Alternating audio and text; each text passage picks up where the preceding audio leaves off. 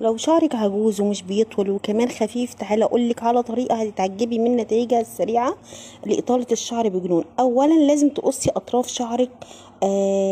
لما تقصي اطراف شعرك طبعا هيبدا يتنفس، والشعر يتنفس وهيستفاد من اي حاجه انت هتحطيها، سواء كان حمامات كريم، زيوت، كريمات، اي حاجه هتحطيها الشعر هيبدا يستفيد بيها.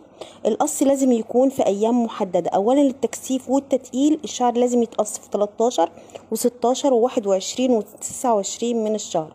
للإطالة هيبقى من يوم 13 ويوم 14 ويوم 15 ويوم 16 ويوم 20. لازم يكون نقص الشعر 1 سنتي بس، وكمان يكون بالنهار. الطريقة دي يا بنات لو جربتوها هتلاقي نتائج حلوة جدا، هتلاقي الشعر بيطول بطريقة حلوة قوي. هتلاقي لو شعرك بيتساقط هيوقف عن التساقط، كمان هيطول بجنون، هيبقى طويل وفيه صحة وتكثيف، وكمان هيبقى